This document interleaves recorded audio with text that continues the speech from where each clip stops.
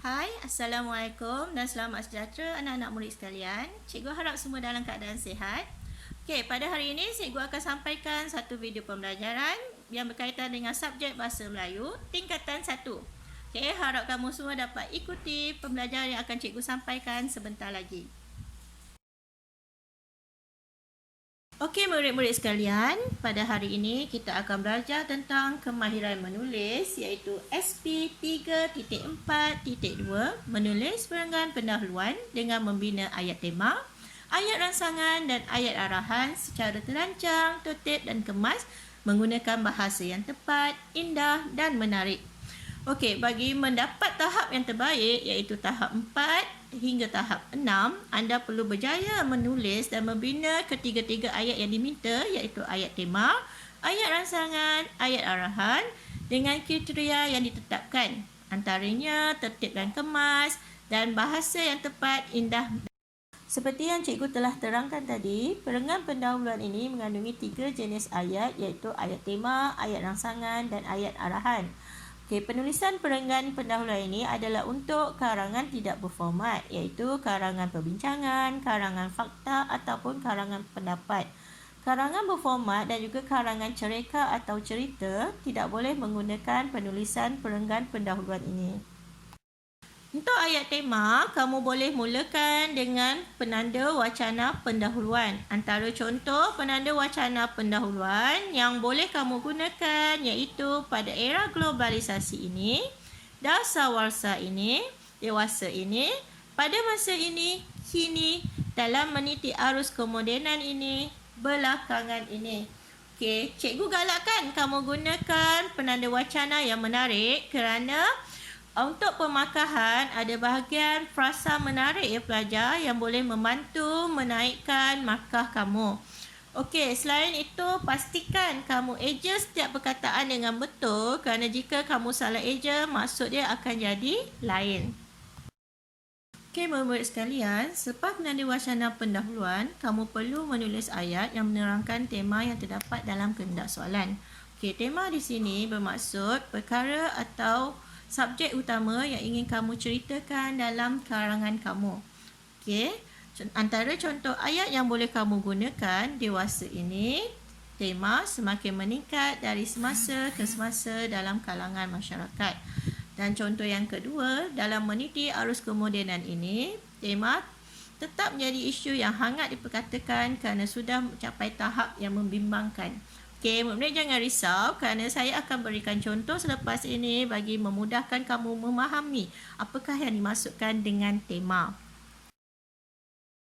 Okey, seterusnya kita akan lihat ayat yang kedua iaitu ayat rangsangan. Untuk ayat rangsangan juga, kita perlu mulakan dengan penanda wacana keterangan. Okey, penggunaan penanda wacana ni penting ya pelajar kerana menunjukkan kesinambungan dalam ayat.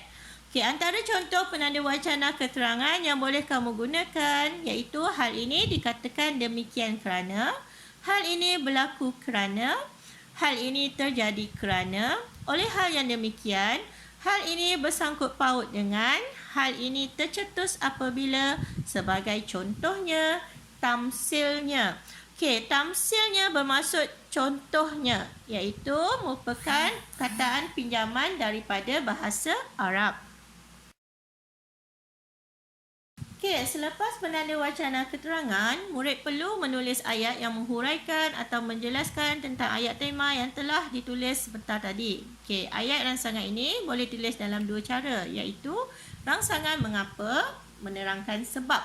Okey, antara contohnya jika saya tanya kamu mengapa kamu tidak hadir ke sekolah pada hari ini, kamu perlu berikan sebab pada saya. Jadi contoh jawapannya, saya tidak hadir ke sekolah pada hari ini kerana saya tidak sihat, cikgu. Okey, rangsangan yang kedua pula iaitu rangsangan bagaimana. Untuk rangsangan bagaimana, kamu boleh menerangkan cara atau boleh diterangkan dalam bentuk contoh. Okey, antara contohnya, jika cikgu tanya kamu bagaimana cara kamu hadir ke sekolah, kamu boleh berikan jawapan, saya hadir ke sekolah dengan berjalan kaki atau dengan menaiki bas. Okey, untuk ayat yang terakhir iaitu ayat arahan, murid hanya perlu menuliskan arahan yang terdapat dalam soalan peperiksaan. Dan ayat arahan ini merupakan ayat terakhir dalam soalan yang kamu baca. Okey, ayat ni lebih mudah untuk kamu tulis. Tips yang saya ingin bagi untuk memudahkan kamu mengenal pasti ayat arahan. Okey, dalam ayat arahan itu terdapat kata kunci. Contohnya, punca, kebaikan, langkah, sebab, cara-cara dan sebagainya. Jadi, jika kamu jumpa kata kunci ini, itulah ayat arahan yang terdapat dalam soalan tersebut. Okey, antara contoh ayat arahan yang boleh kamu tulis, maka terdapat pelbagai punca berlakunya masalah sosial dalam kalangan murid sekolah menengah. Sebenarnya, terdapat banyak kebaikan amalan bersenam dalam kalangan masyarakat. Oleh itu, terdapat beberapa langkah yang boleh dilakukan bagi menangani masalah pencemaran udara. Okey, dan jika kamu lihat setiap contoh ayat yang cikgu bagi mengandungi kata kunci dan juga tema dalam soalan. Okey, sekarang kita akan bincangkan satu contoh soalan. Cikgu harap dengan contoh ini dapat membantu mengukuhkan pemahaman kamu. Okey, soalan ini berbunyi, bersukan merupakan aktiviti riadah yang sering dilakukan oleh rakyat Malaysia pada masa lapang. Huraikan faedah bersukan kepada masyarakat. Okey, murid-murid sekalian, perkara yang paling utama kamu perlu kenal pasti di sini ialah apakah tema soalan ini. Okey, untuk menentukan tema, kita lihat apakah perkara yang perlu kamu tulis dalam karangan kamu. Okey, untuk soalan ini kamu perlu tulis tentang bersukan. Jadi tema soalan ini bersukan. Okey, manakala arahan soalan pula pada akhir ayat itu dia minta kamu carikan atau huraikan faedah bersukan kepada masyarakat. Okey, jadi arahannya faedah bersukan kepada masyarakat. Okey, untuk ayat tema, kita telah kenal pasti tema sebelum ini iaitu bersukan. Jadi, ayat tema kamu perlu ceritakan tentang aktiviti bersukan. Seperti yang saya telah terangkan sebentar tadi, kamu perlu mulakan ayat kamu dengan penanda wacana pendahuluan dan diikuti dengan penerangan tentang tema soalan. Okey, jadi antara contoh ayat yang boleh kamu tulis, pada era globalisasi ini, aktiviti bersukan semakin giat dilakukan dalam kalangan masyarakat Malaysia. Okey, ada tak yang tidak faham maksud giat? Okey, giat bermaksud aktif atau kerap dilakukan. Okey, seterusnya kita akan bincangkan tentang ayat yang kedua iaitu ayat rangsangan. Terlebih dahulu, cikgu akan bincangkan dahulu ayat rangsangan mengapa. Okey, kita boleh binakan soalan berkaitan dengan ayat tema yang telah kita tulis tadi. Antara contoh soalannya, mengapa aktiviti bersukan semakin giat dilakukan oleh masyarakat Malaysia?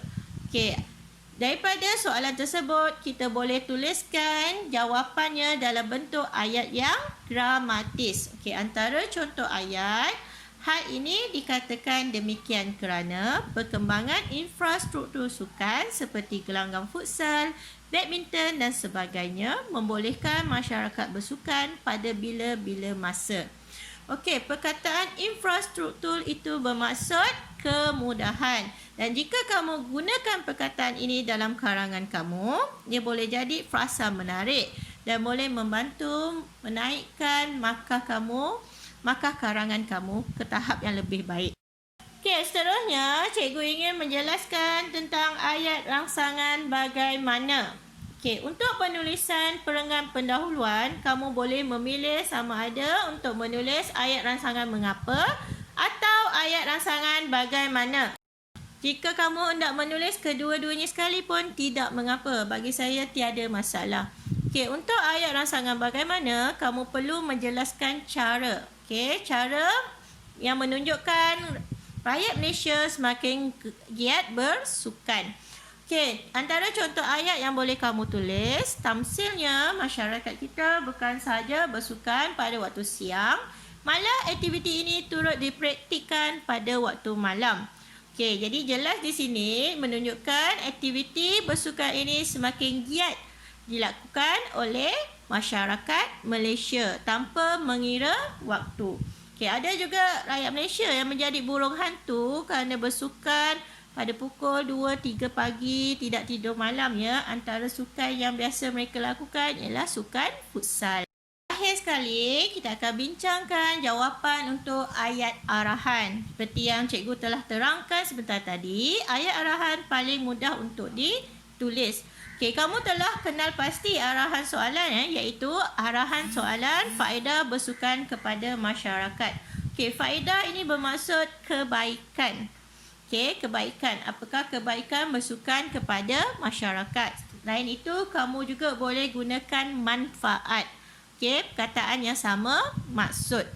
Okey, jadi antara contoh ayat yang kamu boleh gunakan, kamu hanya tambahkan perkataan oleh itu terdapat pelbagai dan kamu masukkan arahan soalan tersebut iaitu faedah bersukan kepada masyarakat. Okey, jadi kita telah bina ketiga-tiga ayat iaitu ayat tema, ayat rangsangan dan ayat arahan. Okey, untuk perenggan pendahuluan lengkap bagi ayat rangsangan mengapa, ayat kamu akan berbunyi seperti ini. Pada era globalisasi ini, aktiviti bersukan semakin giat dilakukan dalam kalangan masyarakat Malaysia. Hal ini dikatakan demikian kerana perkembangan infrastruktur sukan seperti gelanggang, futsal, badminton dan sebagainya membolehkan masyarakat bersukan pada bila-bila masa. Oleh itu, terdapat pelbagai faedah bersukan kepada masyarakat. Okey, untuk perenggan pendahuluan yang lengkap bagi ayat rangsangan bagaimana pula berbunyi seperti ini. Pada era globalisasi ini, aktiviti bersukan semakin giat dilakukan dalam kalangan masyarakat Malaysia. Tamsilnya, masyarakat kita bukan sahaja bersukan pada waktu siang, malah aktiviti ini turut dipraktikkan pada waktu malam. Oleh itu, terdapat pelbagai faedah bersukan kepada masyarakat. Mudahkan pelajar? Okey, murid-murid sekalian, cikgu harap kamu jelas dengan apa yang cikgu sampaikan. Nantikan tugasan daripada cikgu.